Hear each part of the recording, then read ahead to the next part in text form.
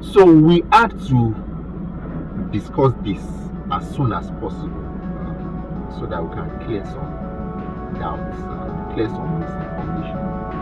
And it's about Anthony Joshua's accident. We want to give you some perspectives that are honest and unbiased. As usual, when these kind of things happen, people give a lot of biased assessments. There are people that are already waiting to attack government. There are people that are already waiting to attack the individual. So they just come out. But here, as what we do on this channel, it is unbiased.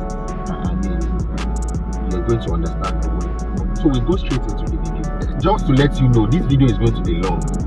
When we are sharing information takes time. Appropriate information, the right information takes time. But you can be sure that you are going to leave this video full of more knowledge, right? So please watch this to the end. Like, share, and make your comments. Your comments are very, very important. Let's engage. What do you think? What do you think we have said that you don't really agree with? And what are the additions you want to make to? So Anthony Joshua was involved in the traffic accident yesterday, and it was quite a bad one. I mean, I just opened the internet and I saw a video of somebody was sitting down, and I scrolled up before I saw someone's comment saying Anthony Joshua, and I'm like, was that Anthony Joshua? So I had to go back. Wait a minute. To look at the video, and I said, oh, this is really Anthony Joshua, because it was only in his boxing shorts. Now, we are going to analyze every detail. We are not going to be posting videos of the accident, because sometimes those videos are a big paparazzi. You show a video of somebody lying down lifeless by the roadside, someone with the head cut off, and even Anthony Joshua himself, he was dazed. At that point, he didn't know, he wasn't aware of what was happening around him. He was confused. Now, we are going to start with the location. Many people don't even know the location of that accident. Yeah, many people think it's the Lagos-Ibadan Express. No, it's not the Lagos-Ibadan Express. I mean, I saw even the news casters or the journalists wrote things like Mako. Mako is actually where that accident happened, and Mako is not on the Lagos-Ibadan Express. It is off the express. So when you get to the Shagamu interchange, you turn off as if you are going towards Shagamu and then to Ijebu-Ode and to Warri, and going all the way to the east. Yeah, that's the route. So it's not on the Lagos-Ibadan Express, because I've been watching some analysis of people talking about the fact that Lagos-Ibadan Expressway is getting spoiled, how it was supposed to be originally be a five lane, but they made it 2 lane. Yes, that's a problem, but this is not a problem in this regard. And you see that the accident didn't happen there. The accident didn't happen there in the first place. This is a road that I know like the back of my palm. So I know the exact place where the accident happened, and I'm going to analyze how it happened. So look at it. That Shagamu Ijebu-Ode road is very, very bad. Well, there was a day I went for a speaking engagement, and I took that route. You didn't tell me. You never knew. I never you discovered knew. When yourself. I came back, oh boy, I said, even if they are going to give me 1 million, I don't think I can pass that route anymore. But fortunately, that's on a lighter mode. All right. So fortunately, they have started repairing the road.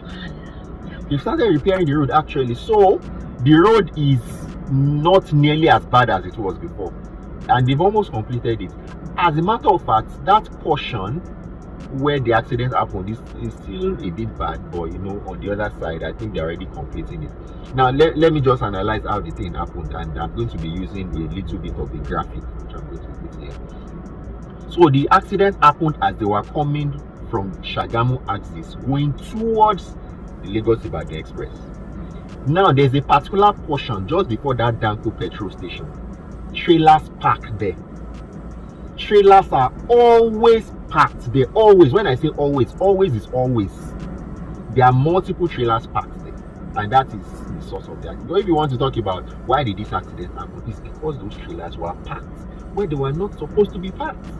So it's not a question of speed. No, speed is now by a second. Secondary thing. Yes, speed is secondary. But if those guys were not parked there, he won't have hit them. Yes, I know there was. Could have hit something. No, you see, so the road is supposed to have that road the way it is. So we should be able to take 3 lanes of cars. But because those trailers park, once cars get to that portion, most times there are 2 lanes. There are 2 lanes, but they merge into one because the trailers are taking part of the road. Why? I mean, it happens a lot. Even on the Lagos-Ibadan Express, you see trailers, lots of trailers just parked by the roadside. And we are going to come to recommendations of what the things that we are supposed to do. But those trailers are always parked there. So maybe this driver was not too familiar with the road. So he was just coming at top speed, and he got to that place and he could not swerve or something. Yeah, so if you look at the way the accident happened, the driver, the first passenger, Joshua was behind the driver, and then there was another person beside Joshua. Those 2 guys were his close friends and trainers and all that. So just imagine, in fact, it's exactly the way this car is. This was the way they were driving forward, and then the trailers were parked this way. So they were coming at us. It wasn't at night, it was in the morning. It makes sense that Anthony Joshua and the driver survived the accident. Because the trailers were parked on the right side. On the right side. Didn't survive. So because of the impact, they just hit the trailer. And of course it's a trailer. Even though it was a bulletproof car. I mean, it was a bulletproof car, but I mean the impact was too much. So the first passenger and the other person behind did not make it. Joshua was fortunate to have made it. So that's the first thing, is the location, the condition of the road. The problem there was about the trailers that were parked in the wrong place. Not really. The road is a bad road, but that's not the worst of. So the accident happened because of the road, maybe potholes themselves, but because the trailers were parked wrongly. So we talked about overspeeding. Yeah, so overspeeding was a factor, and that was why there were those fatalities. Maybe if they were not going as fast as that, they might have been able to maneuver. Yeah, and even if they had hit that trailer, maybe the impact would have been that bad. Now let us go into the analysis of what happened with the accident itself, because I heard, I read a review where someone was talking about first responders and saying they came as if it was a carnival. I mean, you could hear people saying, Egbon, sorry, Egbon, so, you know, you'll be okay. I mean, you'll be okay, you'll be fine. You know. Yeah, you know, they were saying it in Yoruba because, of course, nobody needs those Anthony Joshua now. It was when they saw that, of course, he's a star. Star boy. Everybody say, Anthony. Alright, and you could see the dead bodies just placed by the side of the road. You could see the police officer trying to, you know, pull Anthony Joshua out of the car. And there was a lot of analysis. And now I read another analysis of somebody. I'm not going to mention the person's name. The person is the defender, the number 1 defender of Nigerian government. I probably say that. And he came up and said, well, there was absolutely nothing like Nigeria happened to Anthony Joshua. That everything that happened could have happened in any other country. Really? Really? Amazing. I mean, and he made his points. You know, usually when he says these things, he will make his points. There's always a point to back up anything. He said the road was good. He said the road was good. Well, I've already told you that I know that road. They are repairing the road. So the road is in the process of being good. That portion of the road was not that bad, right? Okay. But one thing he failed to talk about was the fact that trailers were parked by the roadside. That is absolutely wrong. It doesn't happen in those other places. I mean, the other day, in fact, I can even show you videos of their motorway. You know, the motorways there's no obstruction. Wherever the trailers are going to pass, everything is really well outlined. Delineated. Yes. So he then said that when Princess Diana died, that it took the first responders how many minutes? At what year? What year was that? What year was that? You can imagine how can somebody be talking about something that happened Oh how my many years goodness. ago, and you are comparing it to this present day? I've seen a video of a Nigerian in the UK who had an emergency, called the emergency line, and they responded to him in how many minutes? Yeah. Did you say 5-6 minutes or so? So you are cannot be referring to using 1990. What yes, was that? yes. 1991 or so. Yeah, very low. How many years ago? How many 30, years 40 years ago. What? No, so you can't do that. It also talked about Diogo Jota. Does it mean that we are still living in, I can't even say, maybe 50-60 years ago? Yeah, he talked about Diogo Jota, the Liverpool footballer who died. I'm not too sure of the details of that, but that accident happened in the middle of the night. Yeah. Right, so He it took how many minutes? Of course, we know Diogo Jota's car too was a write-off. He was over speeding. We understand that. And he was at night. But there's no point trying to defend government unnecessarily and then giving examples that don't tie. That's the point. When we are supposed to say the right things and face it head on and ensure the right things are done. So he then goes ahead and says that there's absolutely nothing that the first responders did wrong. Really? Yes. So we will analyze the situation. Now, the accident happened. The question is, who are the first responders in Nigeria? Bystanders. Easy bystanders. And that's not supposed to be so. If the people who are supposed to respond, if the ambulance that is supposed to respond is not there, do you expect the passers-by to just be looking and be saying, because they know nobody is coming on time? So you cannot blame those bystanders who responded. But it lets you know that that's a failure of government, that you don't have on that road, that Shagamu to Ijebu. There's no single ambulance on that road. I can tell you for free. But there's one FRS, emergency building around that Shagamu. No, yes, there's a FRSC office at Shagamu Interchange itself. Yes, so that's the closest place where you can find help.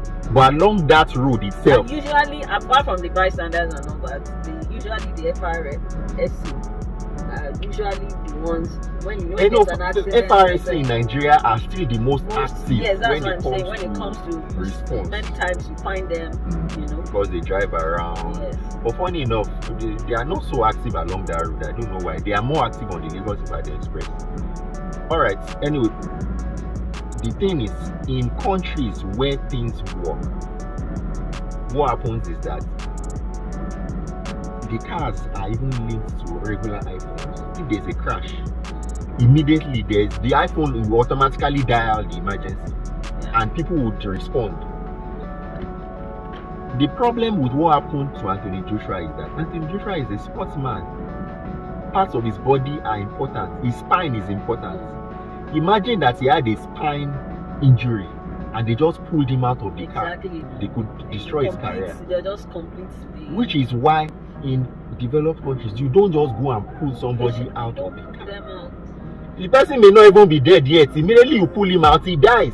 Because you are not pulling the person out in a controlled fashion. There's a way, and before we leave the bystanders, in other climes, even bystanders or passers-by understand what they need to do. Exactly. They understand that if I'm going to, this is what I should do when I'm helping an accident victim. Right from childhood, they are taught, their children are taught what to do. They know how to dial emergency numbers and all of that.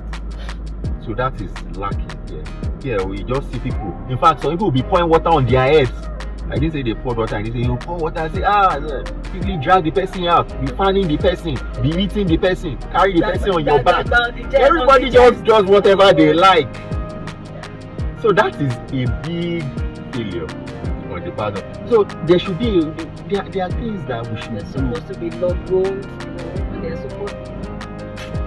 Alright, so you can't blame first responders because really in Nigeria we don't really have first responders. Even on the Lagos-Ibadan Express, I can count how many times I've seen an ambulance. If you are in the UK, I'm telling you, even regular on the regular roads that are not so busy, you will just wait for like 15 minutes. You will see an ambulance pass. An ambulance will pass. But I see the FRSC guys with their trucks, with their iLogs and their vans, yes. but not ambulances. So that tells you something. Okay, so that's one thing that we should work on. Now, we talked about taking him to the hospital. Which hospital is around that place that we are going to take him to? Osu. Closest to that. But they are on strike. So that's the problem. That's another problem that the people analyzing did not talk about. Right?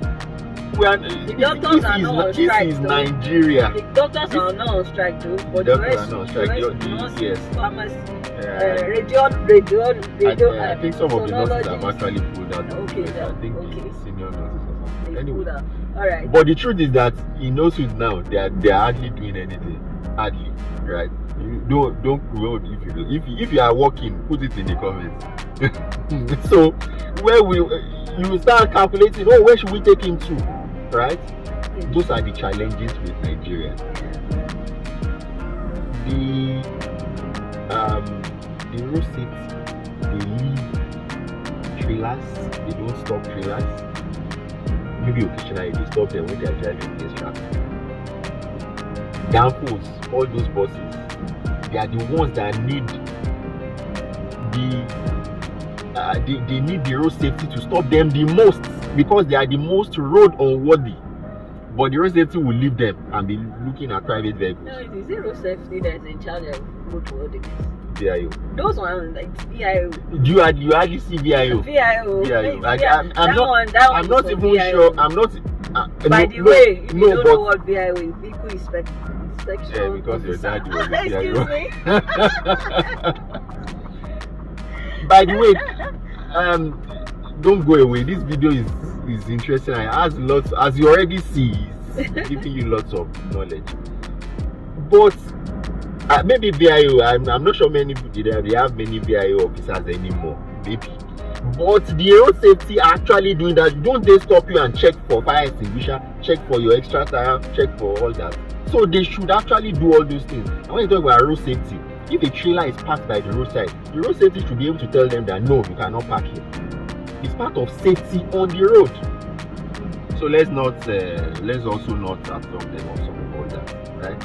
Some people say Nigeria is a failed state, is a this, is a that. Nigeria has challenges, no doubt. Nigeria has challenges. So we don't just throw the whole country under the bus and say it's a failed state just because Anthony Joshua had an accident. There are many other factors, right? There are other countries where people have accidents too and they die, right? So we need to try and be balanced. Don't just throw the whole country under the bus and say it's a useless country. Okay, it's a useless country. In fact, this brings me to this point. What was Anthony Joshua looking for in Nigeria? What was he looking for?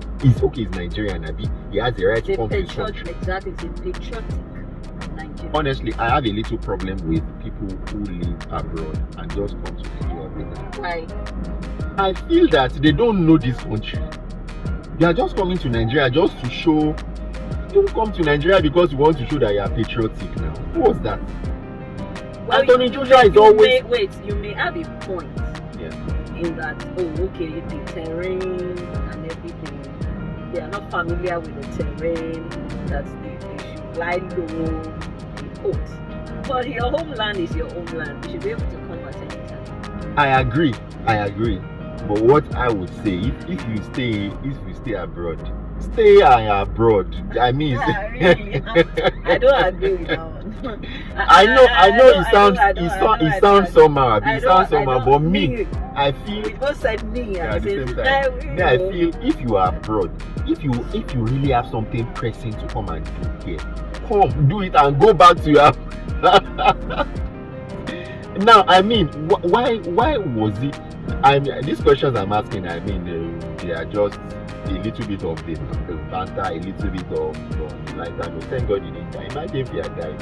People will now start saying people died. No, it's not even a matter of thank God he didn't die, because people died are human beings, children of other people. I know, It's because but it's our own. No, it's not because it's our own. Now It's not because of thank that. God he did No, die. it's not because it's our own. It's just because of how popular he is. People died. It doesn't matter. No, nah, it's still very catastrophic. It's bad that people died, but there's something in life generally. If you have a VIP, it's just like you have the president. There are people around him that will want to prevent him from dying. Not because their own lives are less important, but their job is to so if you are supposed to choose. If somebody is actually supposed to choose who should die, they will say, at least don't let Joshua himself die, because he is the most popular of all the people in that camp. If it wasn't for Anthony Joshua, nobody would know the people in that camp. All right. So it's not because those guys are less important, right? If you stay in the UK, you stay in the US, stay in Dubai, you stay wherever, you are already used to the easy life there. You already know that you are so used to safe cars, you are used to safe roads. So you come to Nigeria, are not used to it. You can't be comparing yourself with a Nigerian who is used to bad roads, bad drivers. Somebody was saying, why will you overtake from this side? Why will you overtake from that side? And I'm like, in Nigeria, where a bike guy will come from this side and that one will come from this side, and if you swerve, this one will shout at you. If you swerve this way, this one will say something wrong with you. So you want to come from UK and drive there, and then no. Wonderful. So Nigeria is different. Just accept it. Nigeria is different. Different breeds of human beings. So what are the recommendations? What are the lessons to learn? 1. Our roads. The roads are the primary problem. How do we make our roads? We embarked on a journey some days back. My back started hurting. Now let me talk about that. We've made another video about that road. But you see, that road is a dual carriageway. One side of the road is totally bad. It's extremely bad. So what happens is that cars no longer pass that side. Everybody goes to the other side. And of course, so it has become like a single carriageway. Do you know what happens? The road safety will now stay on the bad side of the road to stop the few people that stay on that bad road, because they can't drive fast, so they will stop them. Meanwhile, the ones that are driving against traffic, they will leave them alone. That's the irony of Nigeria. That's the irony. So our roads need to be safer. Whatever government needs to make our roads safer, that means the road itself has to be good. Next is that you have to prevent people from parking by the roadside. Trailers should not be parked by the roadside. I think because of what has happened, those trailers will no longer park there. I think so. Hopefully so. Yeah, because it has affected the VIP. That's usually what happens. That affected a VIP. So I'm going to check out that road. Hopefully so. That's likely what will happen. They may start parking elsewhere, but in that particular place, shout for a few minutes or a few weeks and months, and then back to status quo. I hope it's not going to be like that. There should be speed cameras. Yeah. Speed cameras. There should be more of emergency responders on the roadside. Let them just be there.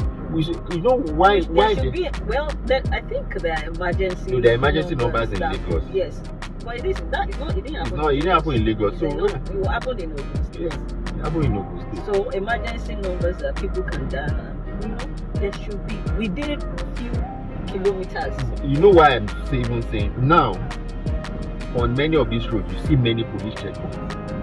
Why don't we convert some of those police checkpoints to emergency stations? In my mind, where we have an ambulance station there, so that if people already know that there's an ambulance just 5 minutes away, if you call, they will be there in 5 minutes because they know that's why they are there. Instead of having policemen every 5 minutes. Every policeman every 5 minutes. Don't let me talk. Yeah, so because at the end of the day, you see, it's those policemen that you are blaming that will be the ones to help, because they are like first responders. But it's not supposed to be so. You should have people that are trained. So that's another recommendation. Right? I've already said one thing. If you are traveling from outside the country, Nigeria, just remember And this applies to all our politicians too. What applies to the common man in terms of good roads and so on. And it applies to you that you think you are rich. You think you are rich, but you are still going to drive through that bad road. So sometimes when I drive on the bad road, I'm like, does the governor not pass through this place? I'm trying to wonder that you know that I cannot still fathom how Ocean Road is like that. From going from Ibadan to Osun State, I mean Osun to Osogbo, and you wonder if it's not that same road that the governors, the dignitaries, the top people. Yes, you know how they or is it Nigerians, helicopters that they sometimes they if they fly if they can, but there's many of these places don't have airports. How we deceive ourselves as Nigerians? You buy the biggest cars. You buy the cars that when they are going, when you are traveling in very bad terrain, you don't feel it too much. So that's what they sometimes. But you forget that the cushion effect. Yeah, the cushion effect. So they don't feel it as much as you. We do. God, I'm messy. But you've forgotten that the day an accident is going to happen, it will still happen. One day, I will not complain. All right, so please let's have a balanced view about Nigeria. While we are not saying the whole of Nigeria is useless, blah blah blah, but let's say the truth. Let's speak the truth. Let government do what they are supposed to do. Most of these things fall on the people of government. Those first responders, all those area boys that were there, they did only what they could do. And also, I'm going to say that for those who want to help maybe accident victims, so every one of us, whether you have medical knowledge or not, should actually learn. We can actually all learn how to manage accident victims. Maybe we'll make a video on that because we do need to say, because we've talked so much about the problem now, we can also offer solutions by teaching people how they can actually help hands-on, the hands-on accident victim. Just like you need to know basic DLS, basic life-saving skills, CPR and all of that. You need to know how to help an accident victim the right way. So I think some of these things will still come down to government, because the government needs to find a way of organizing a wide-scale education of people. All those guys by the roadside, even if you do some of these videos, they don't get to watch them. They don't watch this type of videos. So, but to do the videos no, it's anyway. good. We are not saying we are not doing it. What I'm saying is that this video we are doing, we are also recommending to the government what they should do at the grassroots level to make sure that people can do basic first aid. Well, something also and things still happen where a child is having convulsions and they are putting spoon in the mouth. They are saying that if he closes his mouth, the child will die. I mean, in this age. Thanks so much. See you next time. Share this video. My comments. We want your comments, really. Your comments are very, very important.